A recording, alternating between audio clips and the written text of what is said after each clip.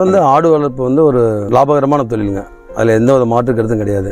இப்போ நான் இதுக்கு முன்னே பார்த்தீங்கன்னா வேறு ரைஸ் பிஸ்னஸ்ஸு, நெல் இது மாதிரி பண்ணிகிட்டு இருந்தோம். இப்போ வந்து சரி ஆடு வந்து ஃபஸ்ட்டு ஸ்டார்டிங்கில் வந்து ஒரு 5 ஆடு தான் வாங்கி வளர்த்தணும். அது அந்த 5 ஆட்டில் வந்து லாபகரமாக இருந்தனால தான் இந்த பரன் போட்டு அமைக்கிறதுக்கு பார்த்தோம். இப்போ நான் வந்து ஒரு 6-7 வருஷமும் பண்ணிகிட்டு இருக்கிறேங்க. வருஷம் வந்து மினிமம் பார்த்திங்கன்னா ஒரு 5 லட்ச ரூபா மீதியாகும். இப்போ நாங்களே தயார் பண்ணிக்கிறேங்க. கான்செப்ட் அதனுடைய காஸ்ட் வந்து ஒரு பார்த்திங்கன்னா 15 ரூபா வரும். சைலேஜ் வந்து ஒரு 5 ரூபா வரும், 20 ரூபா வச்சுங்க. மொத்தம் வந்து ஒரு குட்டிக்கு வந்து மாதம் 600 செலவாகும். விவசாயிங்க, வியாபாரிங்க வளர்த்துறதுக்கு யார் கேட்டாலும் டெலிவரியும் கொடுப்போம், இங்கேயும் வந்து வாங்கிட்டு போயிடுவாங்க. நம்ம வந்து சந்தையிலையும் அல்லது விவசாயிகிட்டே போய் நேரடியாக வாங்குறது மட்டும்தான். விற்கிறதுக்குன்னு சொல்லி நான் இந்த இடத்துல எங்கேயும் போக மாட்டேன். எல்லாம் நம்மளை தேடி வந்து வாங்கிட்டு போயிடுவாங்க. வணக்கம் நண்பர்களே, நம்ம சேனலில் நிறைய பண்ணைகள் வீடியோ பார்த்துட்டு வந்துட்டே இருக்கிறோம். ஆடு மாடு கோழி வளர்ப்பு பற்றி நிறையா வீடியோகள் நம்ம சேனலில் பார்த்துட்டு வந்துட்டே இருக்கிறோம். ஸ்பெசிஃபிக்காக ஆட்டு பண்ணைகள் பற்றி பார்க்க போனோம்னா செம்மறி தனியாக வெள்ளாடு தனியாக வளர்க்கக்கூடிய பண்ணையாளர்களை நிறைய பேர் நம்ம பார்த்துருந்தோம். இன்றைக்கி நம்ம பார்க்கக்கூடிய பண்ணையாளர் வந்து செம்மறி வெள்ளாடு ரெண்டு ஒரே இடத்துல வளர்த்தக்கூடிய பண்ணையாளர் பற்றி தான் பார்க்க போகிறோம். இவர் வந்து முன்னாள் பேரூராட்சி தலைவர், எப்படி ஒரு தலைவராக இருந்துட்டு இப்போ வந்து பண்ணையில் வந்து கான்சன்ட்ரேட் பண்ணிட்டு ஒரு பண்ணையாளராக மாறி இருக்காரு. எப்படி பிஸ்னஸ் பண்ணிட்டு இருக்காரு அப்படிங்கிறது எல்லாமே இந்த வீடியோவில் பார்க்கலாம். நம்ம சேனலுக்கு நீங்கள் புதுசாக இருந்தீங்கன்னா மறக்காமல் சப்ஸ்கிரைப் பண்ணிக்கோங்க. ஏன்னா நம்ம சேனலில் நிறைய காணொலி, பயனுள்ள காணொலி, பண்ணைகள் வீடியோ பற்றி வந்துக்கிட்டே இருக்கும். வாங்க வீடியோக்குள்ளே போகலாம்.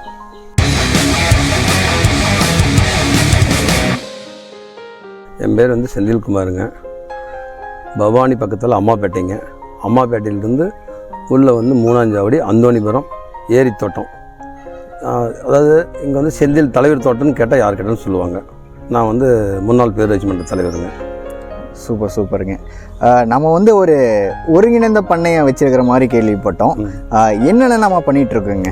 இப்போ வந்துங்க மெயின் வந்து செம்மறி ஆடு, நாட்டாடு, அப்புறம் பார்த்திங்கன்னா நாட்டுக்கோழி, வான்கோழி எல்லாமே பண்ணிகிட்டு இருக்கிறோம். முக்கியமாக நம்ம ஆடு மேலே தனி கவனம் வச்சு ஆமாங்க. நான் வந்து முக்கியமாக வந்து ஆடு வளர்ப்பாடு, தாயாடு, குட்டி எல்லாமே வந்து. சரி, இப்போ நம்ம அமைச்சிருக்கிற பரன் வந்து என்ன சைஸில் அமைஞ்சிருக்கிறேங்க? எவ்வளோ செலவாச்சுங்க? பரன் வந்து பார்த்திங்கன்னா நீளம் வந்து 21 அடி, அகலம் வந்து 11 அடிங்க. அப்போ வந்து நாங்கள் 2019 வந்து ரொம்ப சிம்பிளாக தான் போட்டோம். அப்போ வந்து சுற்றி வந்து அதை சுற்றி வந்து ஒரு பார்த்திங்கன்னா ஒரு 2 சென்ட்டுக்கு வந்து சுற்றி பென்சிங் போட்டுருக்குறோம். ஏன்னா பரன் மட்டும் இருந்தோம்னா குட்டி வந்து அடைச்சி வச்ச மாதிரியே இருக்கும். காலையில் வந்து ஓப்பன் பண்ணிட்டோம்னா பரன் எப்பயும் ஓப்பனாக தான் இருக்கும். அப்புறம் அது மேலே வேணால் மேலே போய் தீவனம் சாப்பிட்டு, கீழே வேணால் கீழே வந்து தீவனம் சாப்பிட்டுக்கும். விளையாடுறதுக்கெல்லாம் வந்து அது ஒரு 3-4 சென்ட் ஒதுக்கிட்டுருக்குறோம். அப்போ வந்து பார்த்திங்கன்னா ஒரு 2,50,000 ஆச்சுங்க பரன் போடுறதுக்கு, பென்சிங்கோடு சேர்த்து. இப்போ வந்து கொஞ்சம் கூடுதலாக வரும்.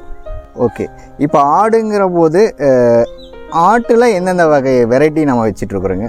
நாட்டாடு, அதாவது வெள்ளாடுன்னு சொல்லுவாங்க, அது இருக்குங்க. அப்புறம் வந்து செம்மறியிலே வந்து 2-3 ரகம் இருக்குங்க. மேச்சேரி ஒன்று இருக்குங்க. அப்புறம் அடிக்கரிஞ்சின்னு சொல்லுவாங்க, அது ஒன்று இருக்குது. அது இல்லாமல் வந்து அந்த கொஞ்சம் முடியெல்லாம் முசுன்னு இருக்குங்க, அந்த ஆடு இருக்குது. மொத்தம் 3 வகையான இருக்குங்க. நாங்கள் எல்லா ஆடுமே வாங்குகிறோம். எல்லா ஆடும் வாங்கிட்டு வந்து வளர்த்துறோங்க. சரிங்கண்ணா, இப்போ நம்ம எல்லா ஆடு வளர்த்துறோம் அப்படிங்கிற போது நம்ம குட்டியிலேருந்து வளர்த்துறோங்களா? எந்த முறையில் நம்ம வளர்த்திட்டு இருக்கிறோங்க? நம்ம குட்டியிலிருந்துங்க, அதாவது வந்து இங்கேருந்து விவசாயிட்டு நேரடியாக போய் நானே வந்து வாங்கிட்டு வந்து விலை பேசி வாங்கிட்டு வந்து இங்கே தோட்டத்தில் வந்து பரன் போட்டு வளர்த்துறேங்க. அதில் வந்து பரன் மேலே வளர்த்துறது வந்து நாங்கள் வந்து ஒரு மினிமம் வந்து ஒரு 50 குட்டி வளர்த்த முடியுங்க. மீதி வந்து விவசாயிங்க பக்கத்தில் இருக்கிறவங்க வளர்த்துறதுக்கு 4 குட்டி, 2 குட்டி, 3 குட்டி கேட்பாங்க. அவங்களுக்கு வந்து நானே வாங்கிட்டு வந்து அவங்களுக்கு வந்து ஒரு 10 குட்டி கேட்டாங்கன்னா டெலிவரியும் கொடுப்போம். இல்லை 1 குட்டி 2 குட்டினா வந்து நம்ம தோட்டத்தில் வந்து நேரடியாக விலையை பேசி வாங்கிட்டு போயிடுவாங்க. அது மாதிரி கொடுத்துட்ருக்குறோம். அது வந்து தாயாடு கேட்பாங்க, குட்டியாடு கேட்பாங்க, கறிக்கு கேட்பாங்க. எல்லாத்துக்கும் எந்த இதுக்கு கேட்டாலும் நம்ம வந்து அவங்களுக்கு வந்து கொடுத்துட்ருக்குறோம். ஆடுக்குன்னே நம்ம எவ்வளோ இடம் தான் யூஸ் பண்ணிகிட்ருக்குறோம்? ஆடுக்குன்னு பார்த்திங்கன்னா ஒரு 4 சென்ட் மட்டும்தாங்க. 4 சென்ட். 4 சென்டில் இப்போ தற்போதைக்கு எவ்வளோ ஆடுகள் வச்சிட்ருக்குறோம்? இப்போ பார்த்திங்கன்னா ஒரு 75 ஆடு இருக்குங்க. 75 ஆடுங்கிறது நீங்கள் அதில் வந்து குட்டி ஆடு இருக்குது, தாயாடு இருக்குது, வளப்பாடு இருக்குங்க. அதில் செம்மறி ஆடு இருக்குது, வெள்ளாடு இருக்குது, எல்லாம் கலந்துருக்குது. இல்லை கலந்துருக்கு. சரி, இப்போ நம்ம 2 கலந்து வளர்த்திக்கிட்டு இருக்கிறோம். இப்போ பார்த்தீங்கன்னா இதுக்கு எல்லாத்துக்கும் ஒரு டவுட் வரும். வெள்ளாடு, செம்மறி ஆடு இந்த 2ம் ஒரே இதில் வளர்த்த முடியுங்களா? எப்படிங்களா? இல்லை, கட்டாயம் வளர்த்தலாங்க. இப்போ வந்து தனித்தனியாக வளர்த்தலாங்க. தனித்தனியாக வளர்த்துனா அதுக்கு வந்து ஆள் போடணும். இப்போ வந்து நம்ம வந்து ஒரு சேர வளர்த்துனோம் அப்படின்னா நம்ம வந்து குட்டி ஃபஸ்ட்டு வாங்கிட்டு வந்த உடனே அதுக்கு வந்து இன்ஜெக்ஷன் போட்டுருங்க, தடுப்பூசி போட்டணும். ஒரு 2 நாளையில் வந்து பூச்சி மருந்து கொடுக்கணும். பூச்சி மருந்து கொடுத்து 2-3 நாள் வந்து பிபிஆர் இன்ஜெக்ஷன் போட்டுடணும் வெள்ளாட்டுக்கு. அதே வந்து செம்மறி ஆடாக இருந்தால் துளுநோயின்னு ஒரு துளுநோய் தடுப்பூசி இன்ஜெக்ஷன் இருக்குது, அது 2 போட்டுன்னு வச்சுக்கோங்க. அது 2 கலந்துருந்தால் எதுவுமே ஆகாது. எதுவும் ஆகாது. பெரும்பாலும் இந்த வெள்ளாடு கம்பேர் பண்ணும்போது செம்மறிக்கு தான் அதிக நோய் தாக்குதல் அதிகமாக வருதுன்னு சொல்கிறாங்க. இப்போ இந்த செம்மறி இதுக்குள்ள விடும்போது செம்மறிக்கு வரக்கூடிய நோய்கள் வெள்ளாட்டுக்கும் தாக்கக்கூடிய சூழ்நிலை வரும் இல்லைங்க? கட்டாயம் வராதுங்க. ஏன்னா நம்ம பராமரிப்பில் தான் இருக்குங்க.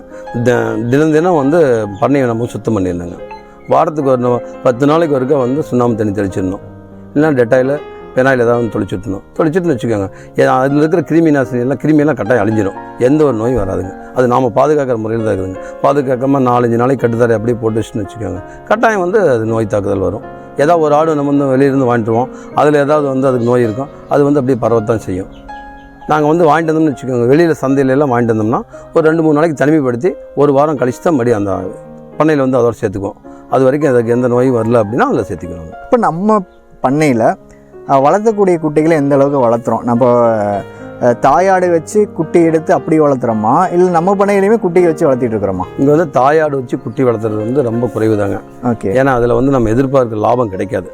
அதே வந்து செம்மறியில் வந்து கெடா குட்டி வாங்கி வளர்த்துன்னு வச்சுக்கோங்க, 4 மாதத்தில் வந்து எல்லா செலவும் போக ஒரு 2500 எதிர்பார்க்கலாங்க ஒரு குட்டிக்கு.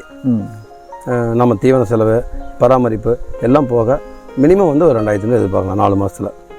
ஒருத்தர் சொல்லுவாங்க 6000 கிடைக்கும் 7000 கிடைக்கும் அப்படின்னு சொல்லுவாங்க. அதெல்லாம் சாத்தியம் இல்லை. அதாவது ஒரு குட்டிக்கு மாதம் வந்து 500 to 600 ரூபா உறுதியாக கிடைக்கும். 500 to 600 கிடைக்கும். விற்கும் போது 2500. 4 மாதம் கழிச்சு விற்கிறப்ப நம்மளுக்கு ஒரு 2500 கட்டாயம் கிடைக்கும். ஓகே. அது எவ்வளோ வெயிட் போகிறது பொறுத்து அதுக்கு மேலேயும் கிடைக்குங்க. நான் சொல்கிறது மினிமம் வந்து 2500 எதிர்பார்க்கலாங்க. ஒரு 6000 ரூபாய்க்கு வாங்கிட்டு வரோம் அப்படின்னா ஒரு 12 கிலோ இருக்குது. விற்கும் போது எவ்வளோ கிலோ இருக்குது, எவ்வளோ ரேட்டுக்கு போகுதுங்க? அது வந்து பார்த்திங்கன்னா சாதாரணமாக வந்து ஒரு குட்டிக்கு வந்து மாதம் வந்து 3 to 4 கிலோ இருங்க. 5 கிலோ சொல்லுவாங்க, அது வந்து சாத்தியம் இல்லை. கட்டாயம் 4 கிலோ வரைக்கும் வருங்க.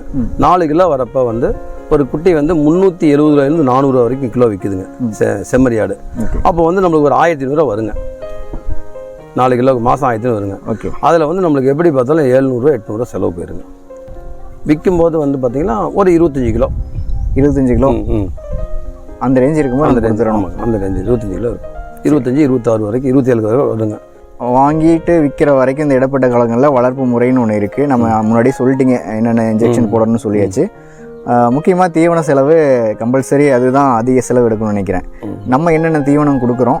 காலையில் 9 மணிக்கு வந்துங்க சைலேஜ் மக்காச்சோளத்துலேருந்து வாங்கி தட்டெல்லாம் வாங்கி அரைச்சி இது பண்ணுறாங்க இல்லைங்க. ஆமாம். அந்த சைலேஜ் கொடுப்போம். அது வந்து கிலோ வந்து இன்றைக்கி 7 ரூபா வரைக்கும் கொடுக்குறாங்க. சரி. அது காலையில் வந்து ஒரு குட்டிக்கு வந்து அரை கிலோ எடுத்துக்கும்.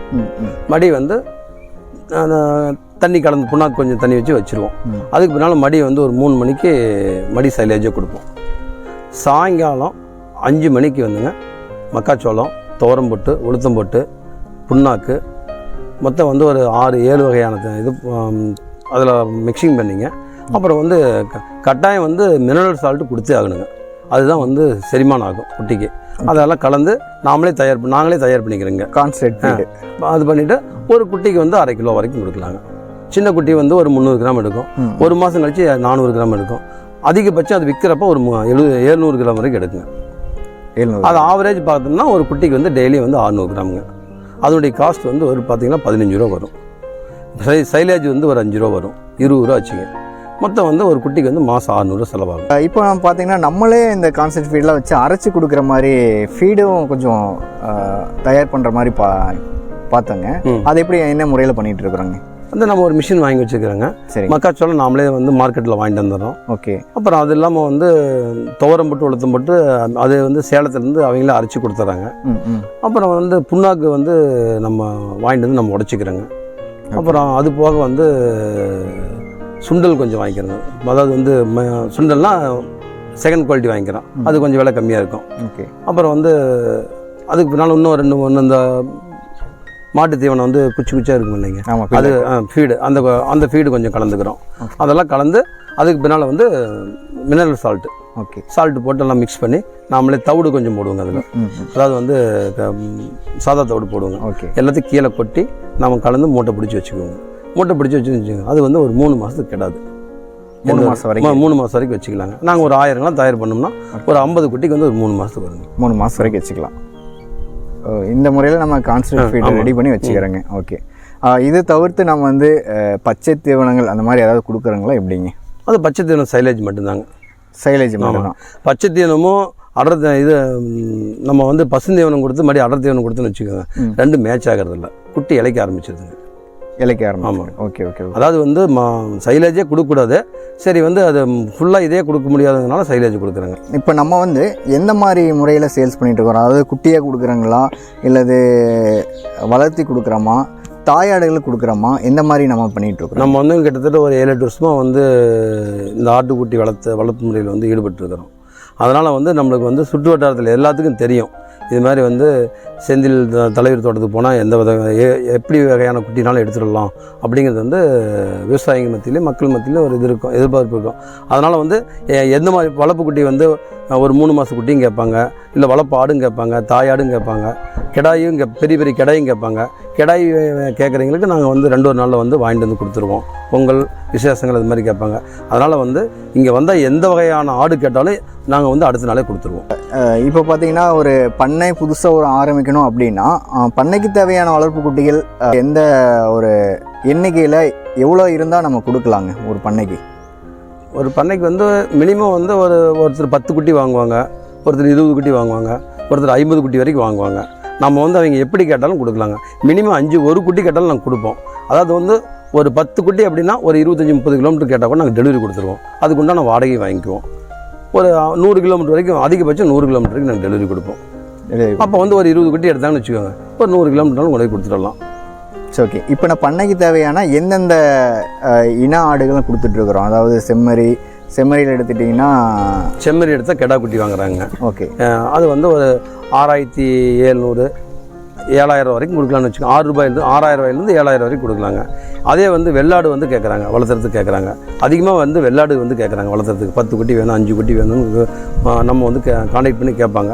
அப்போ அவங்களுக்கு வந்து வெள்ளாட்டு குட்டியை வந்து ஒரு 6000 ரூபாயிலிருந்து 7000 வரைக்கும் நம்ம கொடுத்துட்டுருக்குறோங்க. 6000 to 7000 வரைக்கும் போகுதுன்னா எவ்வளோ வயசு அதுக்கு இருக்கும், எவ்வளோ எடை இருக்கும்? ஒரு 4 மாதம் இருக்கும், 4 மாதம் 4.5 மாதம் இருக்கும். அதாவது உயிரிடை வந்து பார்த்திங்கன்னா ஒரு 12 கிலோ வரைக்கும் வருங்க. 12 கிலோ வரைக்கும் வருங்க. இப்போ வெள்ளாடுங்கிற போது அதில் என்னென்ன கொடுத்துட்டு இருக்கிறோம்? சேலம் கருப்பு இருக்குது, இந்த மாதிரி நிறைய அதுலேயும் வெரைட்டி. நாங்கள் வந்து அதிகபட்சம் சேலம் கருப்பு மட்டும்தாங்க. வேறு வந்து பல்லையாடுன்னு சொல்லுவாங்க, அது கலர் வந்து பிஸ்கட் கலர் இருக்கும், செம்மி இருக்கும். அதெல்லாம் வந்து மார்க்கெட்டில் வந்து போகாதுங்க. ஒரு சில ஏரியாவுக்கு அது வந்து போகும். நம்ம ஏரியாவுக்கு வந்து சுத்தமான கருப்பு மட்டும்தான் போகும். சேலம் கருப்பு மட்டும்தான் அங்கே போகும். நம்ம ஏரியாவுக்கு போயிட்டு இருக்கோம். இப்போ சேலம் கருப்பு வேணாலும் நம்ம அரேஞ்ச் பண்ணி வாங்கிக்கலாம். இல்லை, எந்த இது கேட்டாலும் இருந்தால் கொடுப்போம், இல்லைன்னா அடுத்த நாள் கொடுத்துருவோம். 1 நாள் 2 நாள் டைம் எடுத்துக்குவோம். சரிங்க, சூப்பருங்க. ஒரு பொங்கல் ஒரு முக்கியமான விழா அப்படின்னு சொன்னால் 5 கடாய் 10 கடாய், இல்லை ஆடு 5 ஆடு 10 ஆடு எல்லாமே வந்து நம்மகிட்ட ஆர்டர் சொல்லி வாங்கிட்டு போகிறாங்க. எங்களுக்கு வந்து அடுத்த வாரம் புதன்கிழமை பண்டிகைக்கு வேணும், இல்லை அடுத்த வாரம் ஞாயிற்றுக்கிழமை எங்களுக்கு ஒரு பொங்கலுக்கு வேணும் அப்படின்னு நம்மளுக்கு ஒரு 2-3 நாளைக்கு முன்னாடி ஃபோன் பண்ணி சொல்லிடுவாங்க. நாம் வந்து அவங்களுக்கு வந்து கஸ்டமருக்கு எப்படி வேணுமோ அவங்களுடைய எந்த விலைக்கு கேட்குறாங்களோ அதை புரிஞ்சுக்கிட்டு அதுக்கு தகுந்த வந்து ஆடு வாங்கிட்டு வந்து கொடுத்துருவோம். யார் உள்ளே வந்துட்டு நம்மளை தேடி ஆடு வாங்க வந்தாலும் அவங்கள வந்து ஏதாவது ஒரு ரேட்டுக்கு முன்ன கொடுத்து அனுப்பிச்சிட்டுருவோங்க. லாபத்தை எதிர்பார்க்கறது இல்லைங்க, பிஸ்னஸ் வந்து நடந்தால் போதும். நம்ம வந்து யாருக்கு வேணாலும் எங்கே வேணாலும் ஒரு 100 கிலோமீட்டர் தொலைவில் வந்து 10 ஆடு 20 ஆடு வளர்ப்பு குட்டி வளர்ப்பாடு கெடாய் எது கேட்டாலும் கொடுக்கலாங்க. நம்ம வந்து தொடர்பு கொள்ளணும்னா என்னுடைய நம்பர் வந்துங்க 87 78 600 264. ஓகேங்கண்ணா. இவ்வளோ நேரம் வந்து நம்ம என்னென்ன பண்ணுறோம், நம்ம வளர்ப்பு முறை சொன்னீங்க, எப்படி விற்பனை பண்ணுறோம், குட்டியை என்னென்ன குட்டி வச்சுருக்கிறோம் எல்லாமே தெளிவாக சொன்னீங்க.